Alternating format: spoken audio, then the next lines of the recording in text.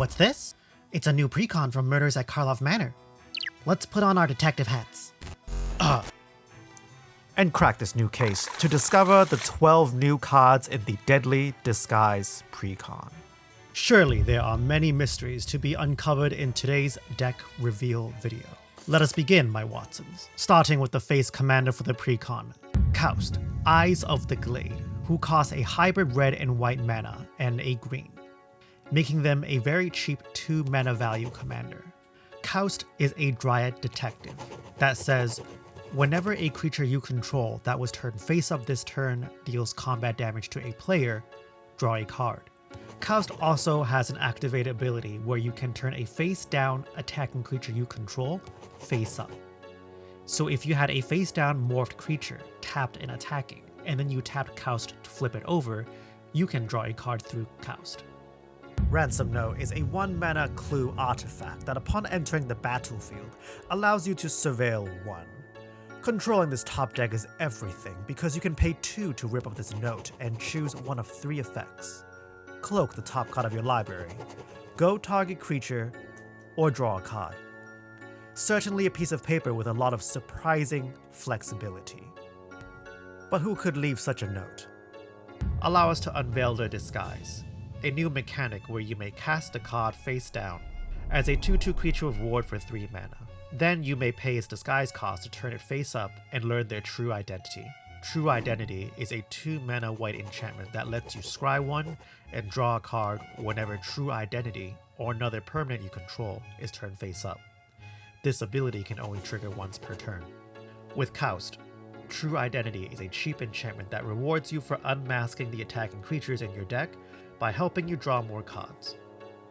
Unexplained Absence is a 4 mana instant that allows you to target up to 1 non-land permanent for each player and exile that permanent.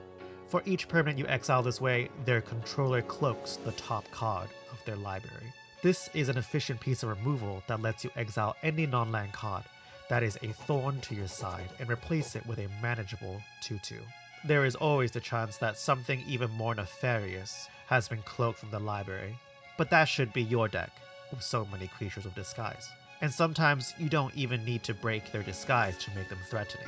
With cards like Veiled Ascension, a 4 mana enchantment that gives all your face down creatures flying by putting flying counters on them.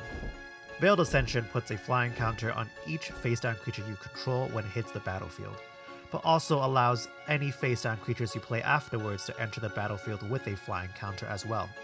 The flying counters here are strong because even after your cloaked creatures reveal their true nature and turn face up, the flying counters will remain on them, but Veiled Ascension can do much more than that. At the beginning of your upkeep, you may cloak the top card of your library. This trigger makes this enchantment much more powerful, giving you a 2/2 flyer with ward every turn for free, allowing you to ascend with a host of cloaked figures. But enough with these mysteries. Let's uncover their disguises to start learning the new creatures that come in the deck. Let's cloak our creature for 3 mana. And starting with my favorite is this little 4 mana goblin wizard, Bolt Bender. For 2 mana, you can turn Bolt Bender face up and choose new targets for any number of other spells or abilities. Bolt Bender is a wonderful reference to an old Morph classic, Willbender, mashed up with another favorite of mine, Bolt Bend from War the Spock. Bolt Bender becomes stronger with more spells on the stack, so even though it might be tempting to break his disguise immediately, you might be rewarded with patience as you can redirect an entire counter war for just 2 mana. Definitely a card that's oozing with potential, just like Print Lifter Ooze, a 2 mana ooze with Death Touch. And whenever this creature or another creature you control turn face up, you can create a 0/0 ooze token with Trample, who gets +1/+1 counters equal to the number of other creatures you control. Like many other oozes we've seen in the past, Print Lifter Ooze can get quickly out of control, as the more creatures turn face up, the more oozes you'll create that are bigger than the last to create a real slime fest. This ooze is worth experimenting with in other morph or disguise decks. Speaking of experiments, the Simic Combine have created this Elf Lizard Warrior Marvel with Experiment 12. For 5 mana, turning over Experiment 12 permanently doubles their power by putting +1/+1 counters equal to their power. This effect also applies to other creatures you control who are turned face up. Experiment 12 will be even more powerful. if you have a way to copy the trigger like a strionic resonator, which would allow you to quadruple their power in a single flip. Which leads us to one of the most powerful cards in the deck. The Panoptic Projector is a 4-mana artifact that does 2 things. It can be tapped to let your next face-down creature spell cost 3 less to cast. And the real power of the Projector, however, is its static ability. Whenever turning a face-down permanent face-up causes a triggered ability of a permanent you control to trigger, that ability triggers an additional time. So it copies flip triggers, or anything that creates triggers from flipping. This means the Projector can give you 1 more trigger from creatures removing their disguise, like Experiment 12 quadrupling power through double triggers, Prince Lifter Ooze creating 2 oozes with a single flip, and Bolt Bender allowing you to redirect spells back to the original targets if you want to demonstrate your power. It's important to note that the Projector does not allow you to double triggers off of True Identity, as the enchantment's once per turn clause prevents the Projector from triggering it again. Wait, what happened to the editing?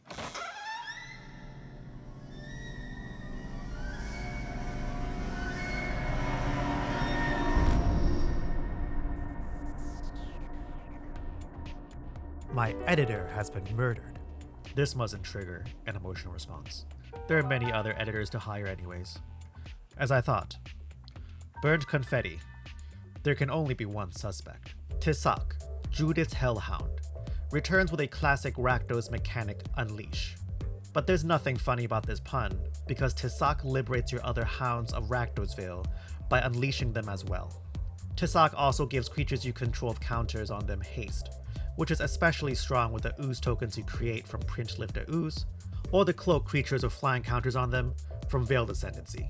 Lastly, when Tisak attacks, you add a red mana for each attacking creature. And you can easily use this mana to pay for disguise costs, to turn your hidden agents into real threats, or give your opponents a real show-stopping surprise. Show-stopping surprise is a 5 mana instant that lets you flip a face-down creature you control face up, and then deal damage equal to its power to each other creature on the board. Timing is everything with any surprise. Use it too early with a creature that's too big. This spell can be used to clean up the table with something like Experiment 12 before combat. You can also wait until after your combat phase to turn over a smaller creature to apply just enough damage to finish off your opponent's wounded creatures. And with that, I'm ready to solve this case. The editor took on a side job as a dog walker, not realizing today would be their last walk. Dude, can we get on with it? You're not dead? What about the blood? I was editing this video and spilled a gallon of grape soda. No, we're not doing this bit right now. It takes too much effort to edit. But you weren't breathing. Look, I passed out because you're taking so long to reveal the whole deck. I'm pretty sure we're getting flamed on the stream right now. So, you want to reveal the last card? Duskana the Rage Mother is a 5 mana bear that on ETB draws a card for each creature you control with exactly base power and toughness 2/2. And to protect her young, Duskana gives each 2/2 creature you control +3/+3 whenever they attack, giving you an interesting secondary commander to try out with this precon. For the rest of the deck, it comes with 20 morph creatures. Most notably, it has Tarkir metamorph creatures like Master of Pearls to pump the board, Den Protector to return a card from the graveyard back to your hand, and Hidden Dragon Slayer to destroy a creature of power 4 or greater. It also has old morph classics like Exalted Angel, Root Elemental to cheat in a creature, or Imperial Hellkite to find the Scourge of the Throne in the deck and put it in your hand. There's plenty of morph synergies as well, like the Teamer War Shaman to let your creatures fight upon flipping them over, Mastery of the Unseen to gain life, Trail of Mystery to find basics when a face-down creature ETBs. There's even more synergies with power 2 creatures, like Sidar Kondo making them unblockable without flying creatures, Welcoming Vampire to let you draw cards, and board wipes that destroy creatures of greater power. This precon also comes with Yadora, Grave Gardener, who turns your creatures face down as a forest land when they meet their demise. However, if they have a way to turn face up, they can still do that as a forest land, giving all your cloaked and morph creatures another chance to surprise. Some other unique cards to highlight from the Deadly Disguise precon includes Neheb the Eternal to make mana after combat, Sereth to protect your creatures, Scourge of the Throne to get another combat step which synergizes well with Tisak and Neheb, Seedborn Muse to give you mana to break more disguises, and lastly Mirror Entity. For the precon's mana base, it comes with staples like Arcane Signet and Soul Ring. It also comes with the classic Sakura Tribe Elder to block and fetch basics, Wild Growth, Nature's Lore, 3 visits, and also a Jessica's Will to help you play those big red creatures. For lands, the deck comes with bounce lands, temples, and most notably, Kessig Wolf Run to help you get over the finish line with a big pump. The Deadly Disguise Precon is a really unique and fun Naya deck that lets you play a very tricky board of hitting creatures, with explosive finishers that make them very powerful. And you should add it to your library of Precons, or get it as a base to upgrade and personalize. And that's enough detecting for today. Okay, we're back. If you enjoy brewing Commander decks, then you definitely want to subscribe to my channel for advanced brewing tips to help refine your own decks, or get inspired by some other Commander decks online. Thanks Wizards for partnering with me to reveal the Deadly Disguise Precon. Revealing a whole Commander Precon has always been a dream of mine, so thank you. And thanks for staying around till the end. With so many cool Murder at Karlov Manor Commander Precons out there today, you could say, the game is afoot. Detective pun!